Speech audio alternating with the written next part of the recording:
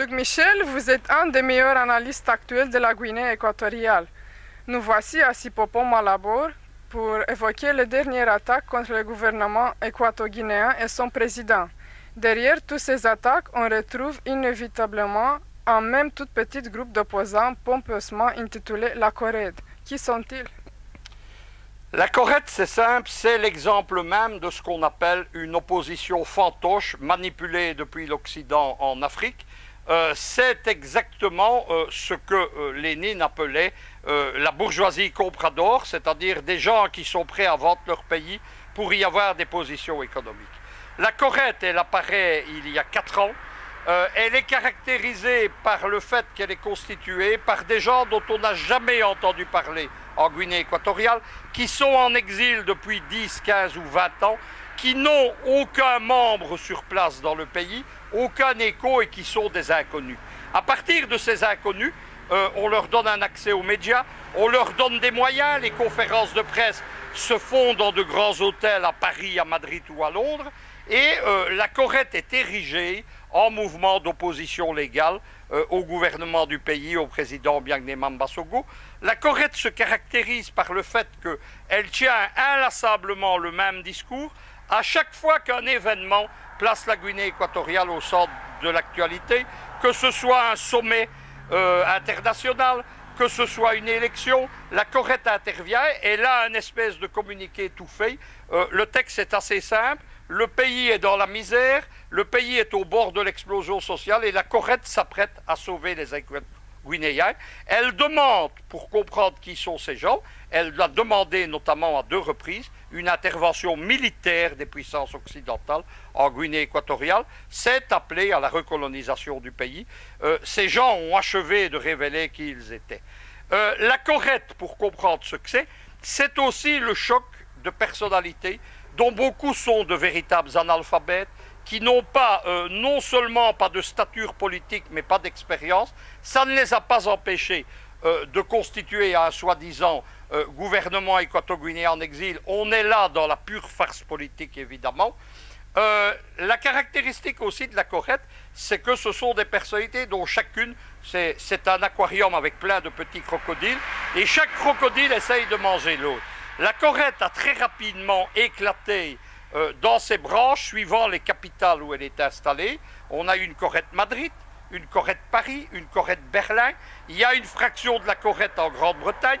Il y a des groupes de la Corède à Bruxelles parce qu'il s'agit d'occuper le terrain du Parlement européen. Et à un moment donné, la Corède avait même élu 3 secrétaires généraux rivaux, puis 2. Derrière tout ça, il y a un manque de sérieux complet, mais il y a des moyens.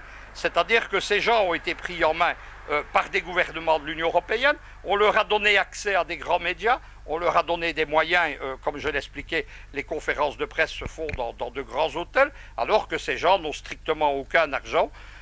Et donc, on est dans une opposition fantoche qui tient un discours artificiel et dont le seul but est d'attirer le malheur sur le pays dont ils prétendent représenter la population. Derrière la Corède, il y a des partis politiques. Il y a un parti qu'on appelle le Parti populaire, c'est le parti de Severo Moto, c'est le plus vieux parti de l'opposition, mais il ne représente rien, c'est un parti qui est replié en Espagne. Il y a un parti qui est présent, c'est le seul en Guinée équatoriale, c'est le CDPS. Le CDPS est présenté dans les médias, notamment européens, comme le seul parti d'opposition en Guinée. En fait, il existe au milieu d'une 50aine de partis, et pour donner son poids politique réel, il a un député. Voilà les gens que différents gouvernements de l'Union européenne, mais aussi des organismes d'État des États-Unis, comme la NED, le National Endowment for Democracy, qu'on appelle la vitrine légale de la CIA. Voilà donc tous ces gens qui ont choisi ces fantoches, ces guignols de la politique, comme représentatifs d'une opposition équato-guinéenne, qui, à ce stade-là, est un pur fantasme, et alors qu'il existe une opposition légale et patriotique en Guinée équatoriale. Le leader de cette Corède, c'est donc Severo Moto? Severo Moto, c'est la seule personnalité qui a une petite stature. C'est tout d'abord quelqu'un qui appartient à l'ancien régime. Lorsque la Guinée équatoriale devient indépendante en 1968, il y a un régime dictatorial, c'est celui du président Macias, qui s'installe. C'est une dictature sanglante. Il est considéré par les Occidentaux eux-mêmes, avec raison, comme un fou sanguinaire. Et il a un chef de la propagande, qui est Severo Moto, cet homme aujourd'hui qui donne des leçons de démocratie. En 1981, il y a un coup d'État qu'on appelle le Golpe de la Libertad. Ce sont des officiers, derrière l'actuel président Obiang Mbasogo, qui décident que la misère, la destruction économique et les meurtres de masse ne peuvent plus continuer comme cela, et qui renversent Macias. Le coup d'État fait un seul mort, Macias lui-même. Il n'y a pas de sang qui coule, rien du tout. Le pays choisit à nouveau et Severo Moto s'enfuit en Espagne avec son pseudo-parti populaire.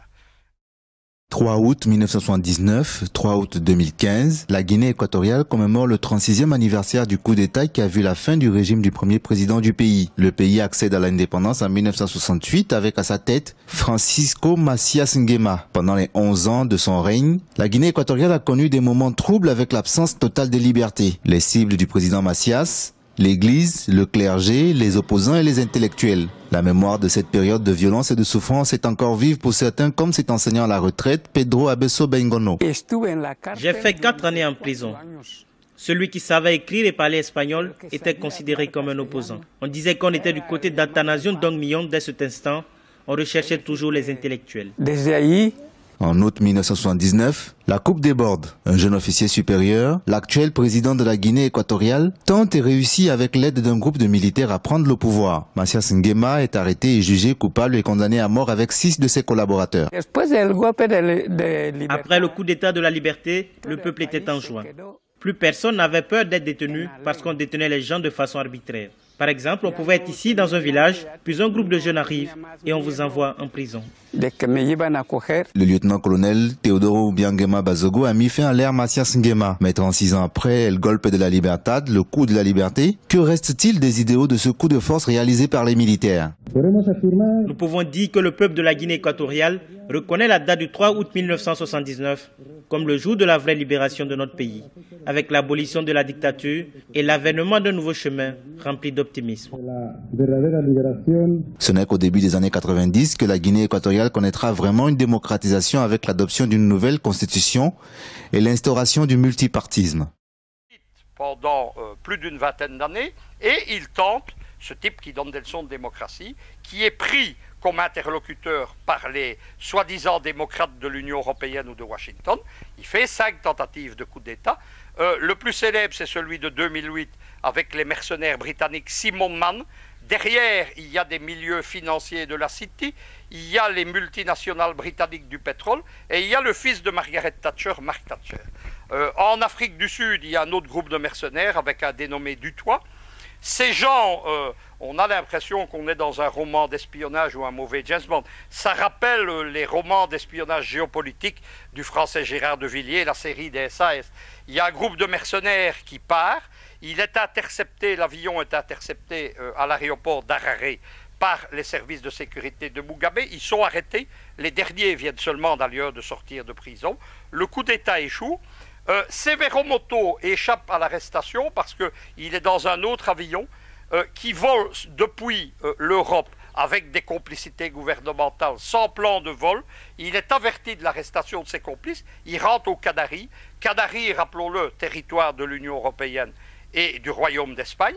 Et au lieu d'être arrêté et interrogé ou quoi que ce soit, il est débarqué, on lui souhaite bonne chance et on lui redonne son statut d'opposant politique. Il faut savoir que n'importe quel opposant qui tente en Afrique ou ailleurs un coup d'État perd immédiatement en Europe son statut de réfugié politique. Ça n'a pas été le cas. Il continue sa carrière avec le soi-disant Parti populaire et l'année passée, il est mis en contact via le Quai d'Orsay et le gouvernement français, on y reviendra, il est mis en contact avec la Corrède et il en devient le leader de facto, parce que c'est un homme qui a une stature.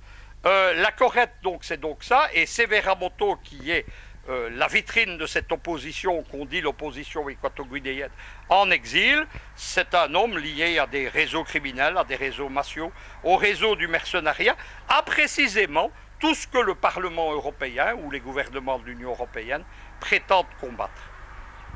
La Corée semble bénéficier de la puissante faille de gouvernements et de partis de l'Union européenne. Vous parlez-vous de ces mentors? Moi, je parle de mentors, parce qu'à partir du moment où on a des gens qui sont inexistants politiquement, pour qu'ils existent, il faut des marionnettistes qui tirent les ficelles. C'est ça qui se passe avec la Corée. Derrière la Corée, il y a des gouvernements. Le gouvernement espagnol, qui n'a jamais digéré d'avoir été écarté des champs pétroliers ici. C'est l'ancienne puissance coloniale, mais qui est partie sans laisser aucune infrastructure ni aucune élite. Ici, par exemple, sur l'île de Bioko, où est la capitale Malabo, on a tout d'abord vendu des esclaves et ensuite on a exploité des populations déportées au travail forcé pour exploiter le cacao. Deuxième puissance, évidemment, c'est Berlin. Que fait Berlin là-bas? C'est le retour de la Grande Allemagne. J'en ai parlé dans une émission de mon grand jeu géopolitique. C'est le retour de la Grande Allemagne de Mme Merkel en Afrique. Il y a le gouvernement de Bruxelles. Il y a surtout le gouvernement parisien. Les gens qui tiennent en main les vrais mentors de la Corée, ce sont des Français. Il y a tout d'abord le Parti socialiste français. Il y a quelques mois, la Corée a été l'invité officiel avec le CDPS du congrès du Parti socialiste français. Ils ont été reçus directement par Laurent Fabius, ministre des Affaires étrangères, par Manuel Valls. Suite à ce congrès, la Corée, la fraction française de la Corée, a subitement disposé de moyens importants. Ils ont ouvert des locaux dans un grand immeuble d'une des plus prestigieuses avenues de Paris, qui est le boulevard Haussmann. Il faut savoir que dans le même immeuble où il se trouve, il y a des services de la multinationale française du pétrole Total. On a parlé des journalistes à Paris qu'ils avaient reçu un financement de 12 millions d'euros qui viennent des fonds secrets du Premier ministre français. Vous devez savoir que tant l'Élysée que Matignon ont en France des fonds secrets dont ils disposent pour des opérations de ce type, notamment clandestines, pour acheter des hommes politiques. Lorsque François Mitterrand a décidé de lancer le Front National au début des années 80, eh bien, le Front National a été ouvertement financé par les fonds secrets de l'Élysée. Derrière eux, il y a d'autres formations politiques. Nous avons par exemple le groupe des Verts au Parlement européen. Le groupe des Verts au Parlement européen, qui ne sont plus les Verts anticolonialistes des années 80, on les appelle en Europe aujourd'hui les Verts kaki. C'est un parti atlantiste qui soutient l'OTAN.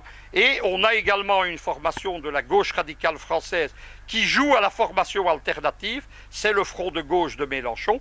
Eh bien, Mélenchon soutient une opération néocoloniale en Guinée équatoriale. Ça révèle aussi ce que sont ces soi-disant formations alternatives en Europe. Donc la Corée, ce sont des fantoches politiques qui n'ont aucune autonomie, qui n'ont aucune véritable existence et qui sont manipulés pour des campagnes de presse, c'est leur seule activité. On ajoutera une dernière chose pour expliquer ce qu'ils représentent vraiment. Le président Obiang-Néma Mbasogo a ouvert un dialogue national en Guinée équatoriale. Il a appelé des formations de l'opposition et à venir se légaliser, mais il y a des conditions, notamment un nombre de membres, parce qu'il ne veut pas que ça tourne au cirque, que des gens qui représentent 3 personnes créent un parti politique. Il y a donc des partis qui ont été légalisés, il y a plus de 20 députés d'opposition au Parlement depuis les élections de 2013, et on ajoutera qu'au sein même du gouvernement, par exemple, le ministre des Droits de l'Homme, il appartient à un de ces partis d'opposition, et pas du tout au parti du président, qui est le PDGE, le Parti démocratique de Guinée équatoriale. Venons-en à la toute dernière attaque contre le président Obiang-Nguema, accusé de 310 assassinats politiques par la Corée. Qu'en est-il? Écoutez, on est de nouveau, moi je l'ai dit dans une émission d'Afrique Média, on est dans les bouffonneries de la Corée.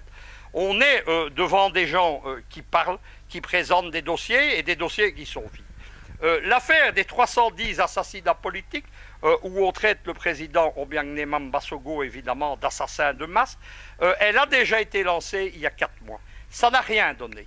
Ils ont attendu une échéance politique qui est les futures élections pour relancer ça. On a pris dans une liste tous les gens un tout petit peu connus ou qui avaient fait de la politique et qui étaient connus en Guinée équatoriale. Certains sont encore vivants, d'autres sont morts de mort naturelle, et on a décidé que c'était Obiang-Néma qui les avait exécutés. Le démenti est formel, il refute les accusations du CORED à l'encontre du régime du président Obiang Bazogo. Cette coalition de l'opposition équato-guinéenne a rendu publique une liste de 310 victimes supposées assassinées qu'elle impute au régime du président équato-guinéen.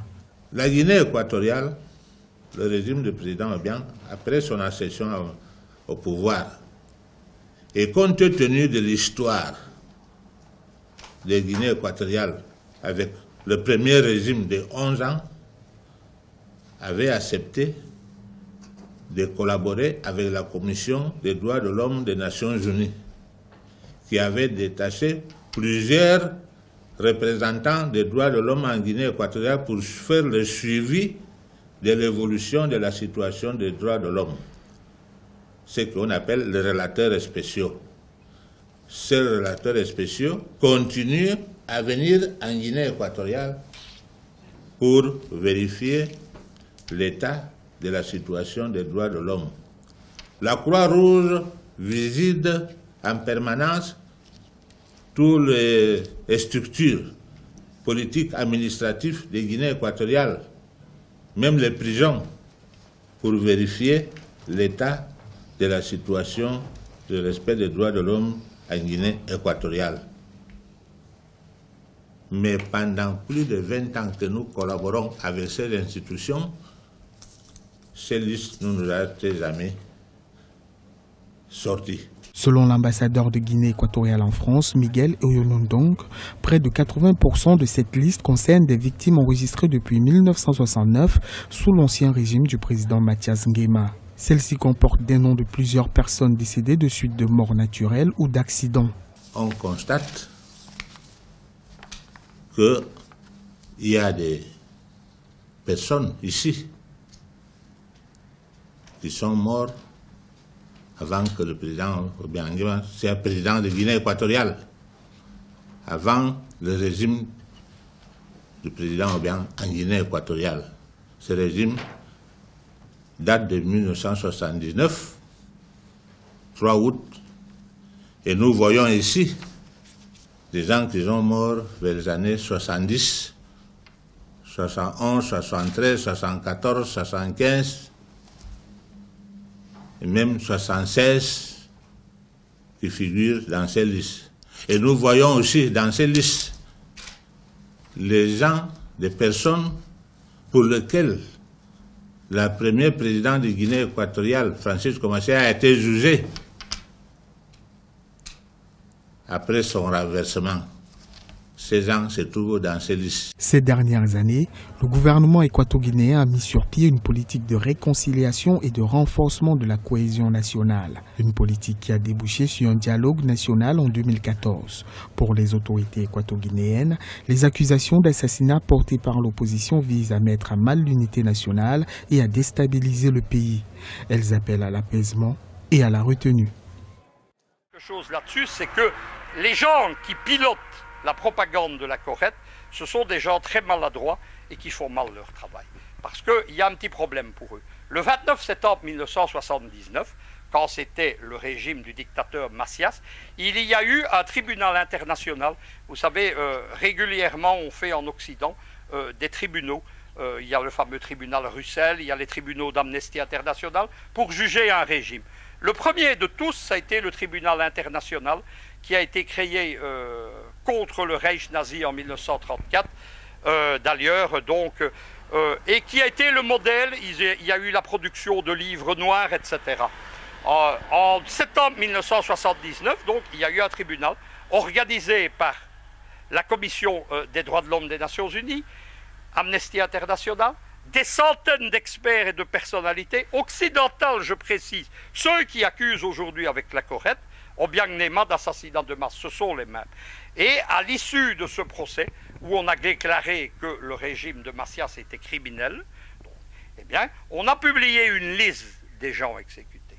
Il faut savoir que le régime de Macias, lui, il a exécuté ou poussé à l'exil de 150 à 200 000 personnes. On a donc une liste de 1979 que l'ambassadeur de Guinée équatoriale, Miguel Oyono, à Paris, s'apprête à produire. Et on retrouve évidemment cette liste, elle a été recopiée intégralement dans la liste que la Corette présente aujourd'hui. C'est le genre d'excentricité auquel la Corette nous a habitués. Le drame, c'est que des journaux qui se prétendent sérieux, Jeune Afrique, RFI surtout, RFI c'est la radio de l'Élysée pour faire la propagande de la France-Afrique vers les pays africains. RFI a consacré de nombreuses pages à cette affaire et on voit toute une presse africaine, comprador, en Afrique mais aussi à Paris ou à Madrid, reprendre ces accusations. Elles sont aussi reprises aux États-Unis. Le dossier est complètement vide. Que vous le preniez par n'importe quel point, vous ne trouvez rien. Mais on va ajouter une dernière chose. S'il y avait eu de tels assassinats, le gouvernement d'Obiang Néma, il est la cible des Occidentaux depuis maintenant une dizaine d'années, la cible permanente. Il faut quand même comprendre que s'il y avait eu des assassinats politiques, il y aurait eu des articles précédemment. On n'attendrait pas d'être à 6 mois des élections générales dans le pays pour sortir l'affaire. Et dernière chose à préciser, vous savez ce qui se passe dans toute une série de pays africains, République démocratique du Congo, Rwanda, Gabon, Burundi, Burkina Faso, il y a des troubles, il y a des civils abattus, rien de tout ça n'existe ici. Si véritablement le régime faisait des assassinats de masse, en sachant le rôle et le financement que les Américains, les Français ou les Espagnols jouent avec une opposition, vous comprenez bien qu'il y aurait déjà eu l'exploitation de ces soi-disant assassinats. Le dossier est vide et malheureusement, vous connaissez l'expression française, on dit que ce sont sur les tonneaux vides qu'on fait le plus de bruit. Eh bien, comme l'a dit Jeune Afrique d'ailleurs il y a 48 heures, la Corette a trouvé le prétexte pour faire beaucoup de bruit à 10 000 km de Malabo. Prenons 2 exemples significatifs. Tout d'abord, le cas de Guéma et Sono. Et la question est bonne parce qu'elle va permettre d'expliquer comment il travaille. Guéma Sono, qui c'est une personnalité de l'ancien régime, mais c'est aussi l'ongle de la première dame actuelle, Constance Mangué de Obiang. Il se réfugie en France, il a la nationalité française et il négocie dans le cadre des accords justement de dialogue national, il négocie comme des centaines de personnalités équato-guinéennes réelles, il négocie son retour. Il faut savoir qu'en exil, il est entretenu par la première dame qui lui verse une pension et qui lui paye un logement. Il rentre à Malabo et il meurt quelques jours après. Immédiatement, la Corette crie assassinat. Tout d'abord, il faut savoir que c'est un vieillard. Deuxièmement, que ce vieillard n'a plus aucune activité politique, mais surtout, c'est un grand diabétique. Et comme tous les diabétiques, mais apparemment à la Corette, il n'y a pas de diabétiques, donc ils ne connaissent pas le problème, tous les diabétiques doivent prendre des médicaments tous les jours. Lorsque vous arrêtez ces médicaments, vous avez une crise, et la crise peut se révéler chez une personne âgée mortelle, blocage des reins, etc. Lorsque revient cette personne à Malabo, elle oublie ses médicaments à Paris et on ne rapatrie pas les médicaments suffisamment vite. Le décès a été constaté régulièrement dans les hôpitaux et c'est une crise qui est liée à un diabète pas soigné. Second cas significatif, lui aussi révélateur des médias mensonges de la Corette, l'ex-ambassadeur Julian Essono Abaga. Mais on est de nouveau dans un dossier vide. Bon, c'est le premier ambassadeur de Guinée équatoriale à Paris. Lui est rentré il y a plusieurs années déjà en Guinée équatoriale, il n'a pas de contentieux avec le régime. Il décide de se présenter pour être élu aux élections et il emprunte à une banque équato-guinéenne 8 millions de francs CFA. Il est assassiné par sa proche famille qui s'empare de l'argent. Le procès a été fait devant des tribunaux équato-guinéens en présence de représentants de l'ambassade de France, puisqu'il avait acquis la nationalité française. Et les gens sont condamnés et purgent leur peine de prison. C'est un assassinat crapuleux dans le cadre d'une affaire de vol. Il faut savoir que 8 millions de francs CFA, c'est une somme très importante dans les pays africains.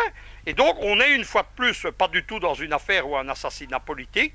C'est ce que fait toute la liste de la Corette, c'est ça, plus les gens tout simplement qui sont vivants. La propagande de la Corette révèle une haine brutale du président équato-guinéen qualifié de dictateur et d'assassin. Quelle est sa véritable personnalité? Écoutez, moi je vais d'abord vous dire quelque chose. Le qualificatif de dictateur, c'est l'accusation que les Occidentaux font des chefs d'État qui ne sont pas d'accord avec l'Occident ou l'occidentalisation de leur pays. Ils deviennent immédiatement des dictateurs. Au même moment, d'authentiques dictateurs, mais qui sont au service de l'Occident, eux sont considérés comme de bons démocrates. Dictateur, Vladimir Poutine, dictateur Bachar el-Assad, dictateur jadis Muammar Kadhafi, dictateur la moitié des présidents des ex-républiques soviétiques, dictateur une grande partie des chefs d'État latinos. Chavez, qui a été élu à toutes les élections, était traité de dictateur. Loukachenko, Bélarus, qui a gagné toutes les élections, est traité de dictateur. Et on va ajouter, évidemment, parce que c'est la diabolisation de l'adversaire, moi qui défends les régimes anti-occidentaux, un journal flamand anti-noir comme le Morgen, qui représente cette gauche soi-disant progressiste, mais au sein duquel existent tous les remugles du racisme flamand, eh bien, le journal de Morgen et le journaliste Manuel Abramovitz me traitent, moi, d'ami des dictateurs. Ça prend ce que ça vaut d'être laissé dans les poubelles du journalisme. Est-ce que Obiang Nema est un dictateur? C'est un président fort. Le régime est un régime présidentiel fort, mais il faut quand même savoir d'où le pays est parti. Lorsque les Espagnols s'en vont en 1968, il n'y a rien ici. Ce que vous voyez ici, ce splendide bâtiment, qui est le centre de l'administration internationale de la Guinée équatoriale, tout ça n'existait pas. Les Espagnols partent, il y a uniquement l'économie du cacao qui est détruite par le dictateur Macias, parce que le type est fou, et il détruit la seule ressource de son pays. Il n'y a pas de cadre, il n'y a rien du tout. Obiang Nema, lorsqu'il arrive au pouvoir, il a une vision pour son pays. Tout d'abord, il refuse de croire les Occidentaux qui disent que la Guinée équatoriale, qui est autour de pays producteurs de pétrole, n'aurait pas de pétrole et pas de gisement. Lorsque les Espagnols s'en vont en 1968, ils partent avec la carte minière du pays. Ils la volent. C'est-à-dire que les Équato-Guinéens ne savent plus où sont les ressources naturelles. Obiang Nema refuse de croire à ça et il confie à des compagnies américaines, puisque les Européens n'en veulent pas, de la prospection, et le pays devient ce qu'on appelle l'Eldorado pétrolier et gazier. C'est une énorme puissance. Le pétrole, les ressources du pétrole servent au développement du pays et de la population. On vit ici à un niveau beaucoup plus élevé que les pays environnants. Moi, je conduis régulièrement ici des délégations panafricaines. Tous les gens sont impressionnés par ce qu'ils voient et voudraient vivre ici. La population vit bien. Vous allez dans des supermarchés populaires, ils sont achalandés comme en Europe. Il ne faut pas aller évidemment dans les grands hôtels. Il faut aller voir comment vit la population. Moi, je me suis déplacé dans le pays. Vous allez au fond de la jungle équatoriale. Vous y allez par de belles routes qui sont faites par des entreprises européennes comme le belge Bessix. Et vous trouvez partout des centrales électriques, vous trouvez des écoles, vous trouvez des centres sociaux. Le gouvernement actuellement est en train d'implanter des dispensaires médicaux avec des centres de médicaments dans tout le pays, parce que vous savez que le drame de l'Afrique, c'est la vente et le trafic de faux médicaments qui tuent chaque année. Ça, c'est Obiang Nema Mbasogo. Obiang Nema Mbasogo aussi, il dit, ce n'est pas parce que j'ai un petit pays qui ne peut pas être grand. Il sait que le petit Qatar est une puissance géopolitique mondiale grâce au soft power, et il veut la même chose pour son pays. Appelez-le dictateur, appelez-le comme vous voulez. C'est un homme qui est aimé ici. Moi, je l'ai comparé, en fait, au grand chef d'État turc, Mustafa Kemal Atatürk, qui aussi est parti d'un État ruiné, des ruines de l'Empire ottoman, et qui a fait de la Turquie cette grande puissance qu'elle est maintenant. Je ne sais pas si Obiang Nema, je n'ai pas eu l'occasion d'en discuter avec lui, je ne sais pas s'il connaît l'exemple d'Atatürk, mais il travaille comme Atatürk. Il a commencé de rien, il n'y avait pas de vie politique ici, parce que les Espagnols, comme les Belges au Congo belge par exemple, n'en avaient pas créé. Il commence par créer un parti qu'est le PDGE. Puis, il décide, une fois ce parti qui a fourni des cadres à l'État, l'État étant structuré, il décide d'ouvrir le multipartisme. Puis d'avoir des élections multipartis. Il crée un Sénat en 2013. C'est ça, Obiang Nema. C'est le Mustafa Kemal Atatürk du golfe de Guinée. Il a aussi une vision pour toute la région. C'est le père du nouveau panafricanisme. C'est l'homme qui a eu le courage de dire « Vous avez abattu Kadhafi, mais les idées et l'œuvre panafricaine de Kadhafi vont continuer ». C'est cet homme, évidemment, qui est l'une des cibles principales de l'impérialisme occidental en Afrique. Obiang Nema Mbasogo vous a reçu récemment en audience privée. Quel homme avez-vous rencontré? J'ai eu cet honneur. Vous savez, j'ai l'habitude de rencontrer des présidents, des ministres, des ambassadeurs. Généralement, on a une barrière qui est celle du protocole. Il y a les gardes du corps, il y a les conseillers, etc. J'ai rencontré à plusieurs reprises Muammar Kadhafi, par exemple. On était pris dans ce piège du protocole. la rencontre était artificielle. Ici, j'ai été reçu en tête à tête, les yeux dans les yeux, sans garde du corps, sans conseiller. Nous avons parlé de choses privées, de choses politiques. Nous avons aussi plaisanté. C'est pas ce qu'on fait qu'un chef d'État. J'ai eu devant moi, tout d'abord, un homme cultivé, qui parle un français impeccable, alors que ce n'est pas sa langue maternelle.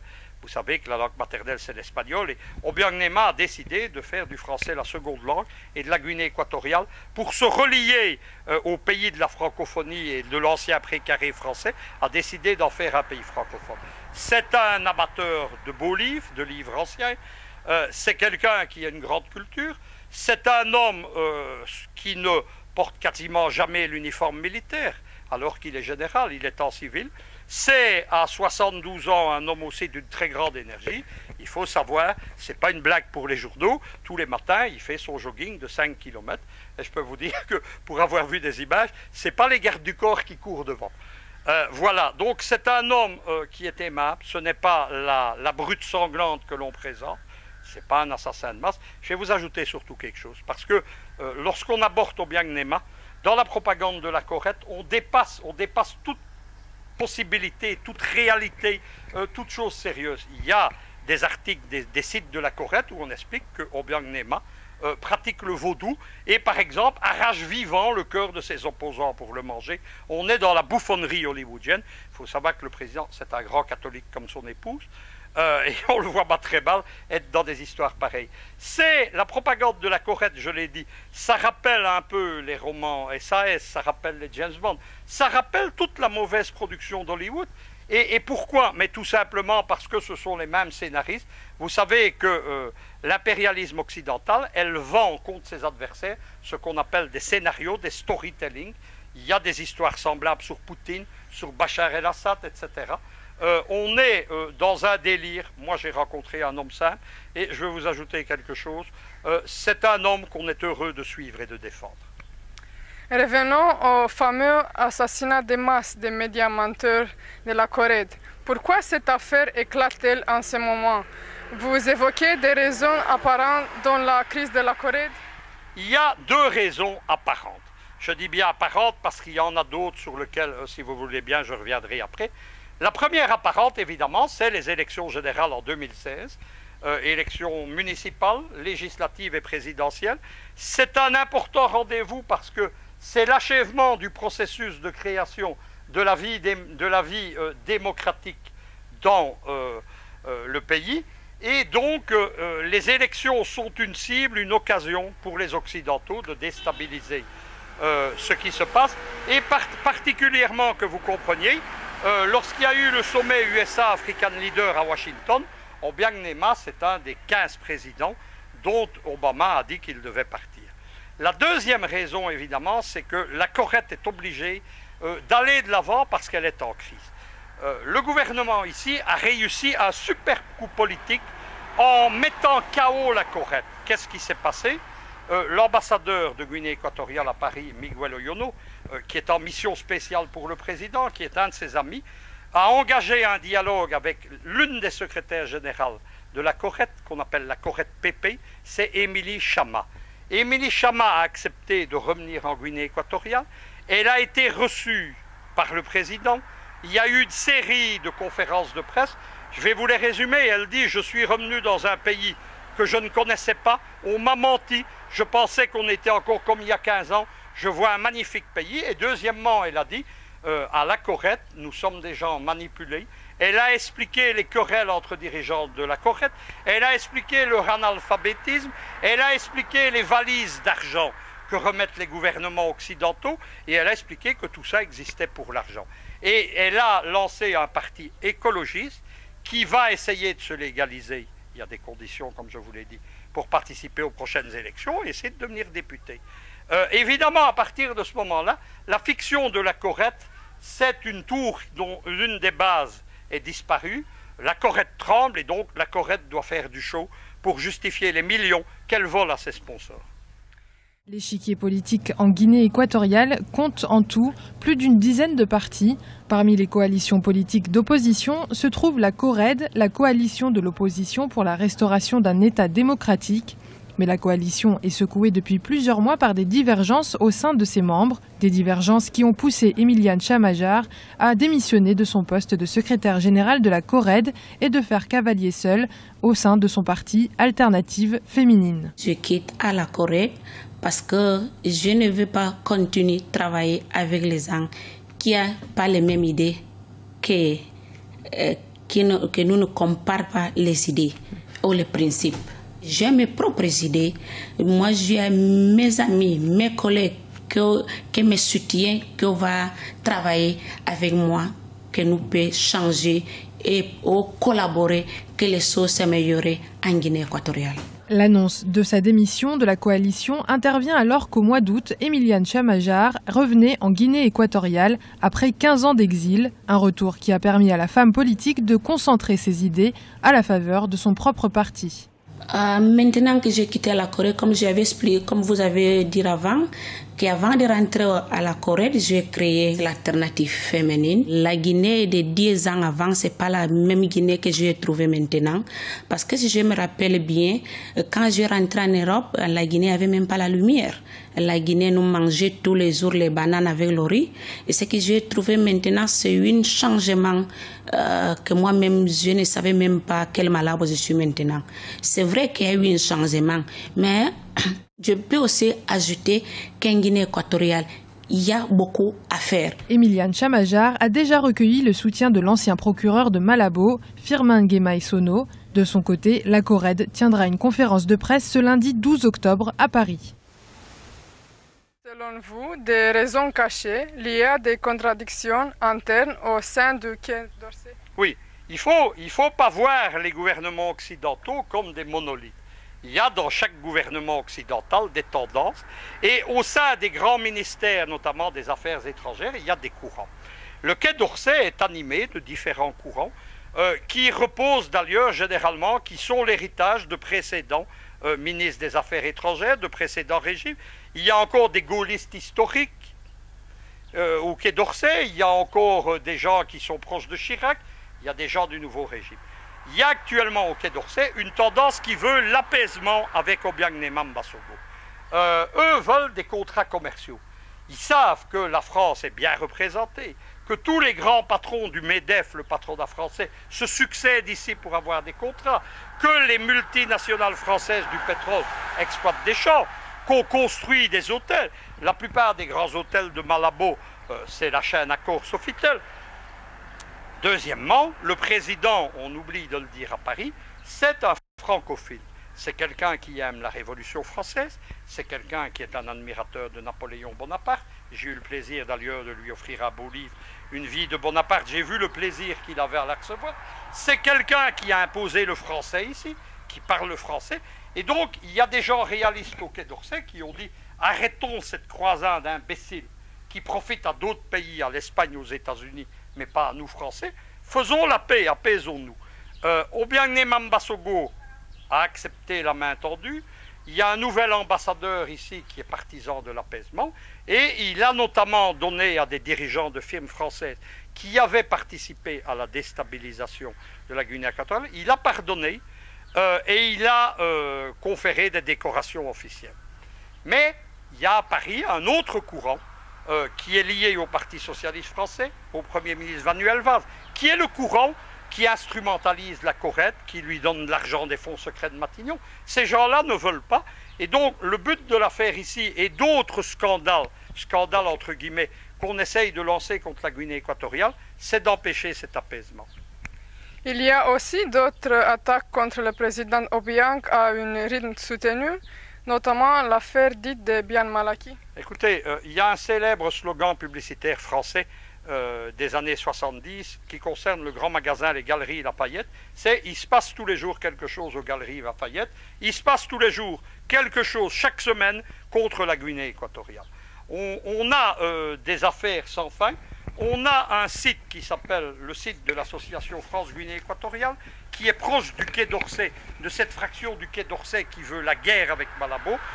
Tous les jours, on sort de mauvaises informations, etc. L'une de ces affaires, c'est les biens mal acquis. Tout d'abord, c'est une action qui est lancée par des ONG occidentales à Paris, au mépris du droit international, contre le président. Le président, il se révèle au Biang-Nema qui n'a aucun bien à Paris. On poursuit alors son fils. Le problème, c'est que son fils, qui est poursuivi comme un particulier, c'est un des vice-présidents du pays. Il vient brillamment de représenter la Guinée équatoriale à la 70e Assemblée générale des Nations Unies, avec un discours anti-occidental que tout le monde a souligné. On a donc ouvert une affaire. Il y a quelques semaines, le juge d'instruction français, qui s'assied sur la loi internationale, sur l'immunité des chefs d'État et des membres d'un gouvernement dont les vice-présidents, on a décidé de poursuivre en justice donc le fils du président. Il y a une deuxième affaire qui est en train d'être lancée par les Espagnols, cette fois-ci aux Canaries, avec un couple d'Allemands qui a été intermédiaire dans des ventes de pétrole légalement pour le gouvernement ici. Il y a d'autres affaires. Il y a maintenant la tentative de lancer ce qu'on appelle l'affaire du pétrole mal vendu, c'est-à-dire que des ONG occidentales voudraient s'ingérer dans les ventes de pétrole faites par la Guinée équatoriale et d'autres pays. C'est une des choses. Tout ça arrive évidemment au moment où la Guinée équatoriale est aux portes de ces grandes échéances électorales. Il y a d'autres affaires mineures. Je pourrais consacrer une émission de 10 heures à vous les expliquer une par une. Simplement, derrière tout ça, il y a des dossiers qui ne pèsent rien.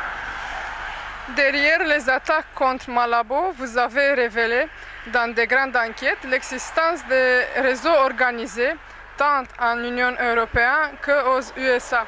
Oui, bien entendu. Ce qu'il faut constater, c'est que les attaques contre la Guinée équatoriale ont été menées évidemment à partir de réseaux structurés qui ont des moyens de financement et un encadrement occidental. Il y a tout d'abord un grand réseau aux États-Unis qui est structuré autour d'une ONG qui s'appelle Equatorial Guinea Justice avec l'opposant Tutu Alicante. C'est financé par la fameuse NED, par le groupe de George Soros.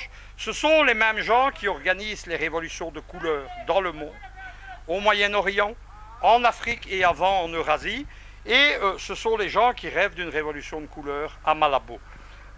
Ces gens sont en liaison directe avec ce que j'appelle le réseau ouest européen, qui est formé par le groupe de Sevoromoto, par la CORED et par le CDPS.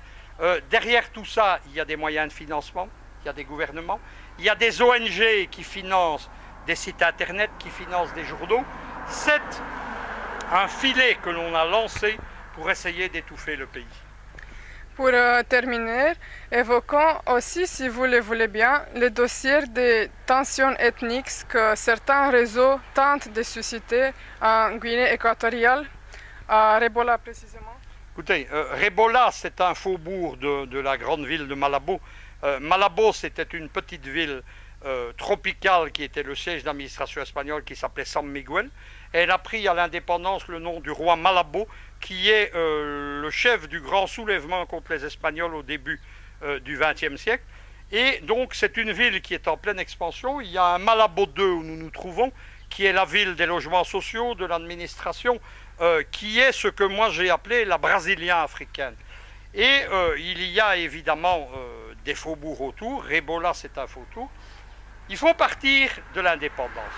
Lorsque l'indépendance est donnée en 1968, elle est donnée à des territoires qui n'avaient pas été administrés ensemble par les Espagnols. Il y a l'ancienne Guinée espagnole qui est aujourd'hui la partie continentale de la Guinée équatoriale. Il y a l'île de Bioko où nous nous trouvons, où est la capitale. Il y a d'autres îles, dont l'île d'Anobo. Tout ça en 1968 devient un seul pays. Et il y a évidemment différentes populations.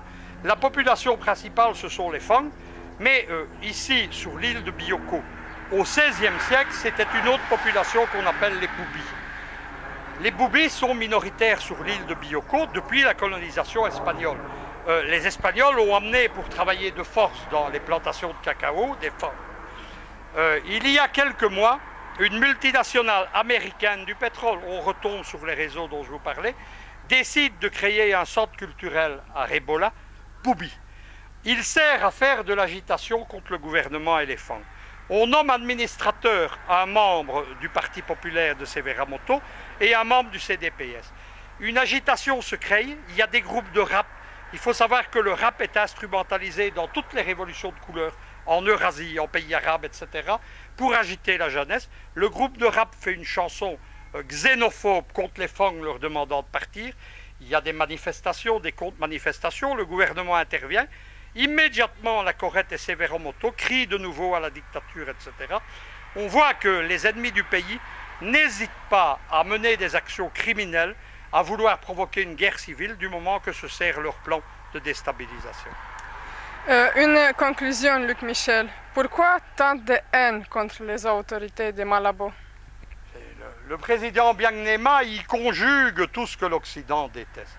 Tout d'abord, c'est le leader du nouveau panafricanisme. C'est l'homme qui dit, même si c'est difficile, j'ai pris la succession de l'œuvre panafricaine de Muammar Kadhafi.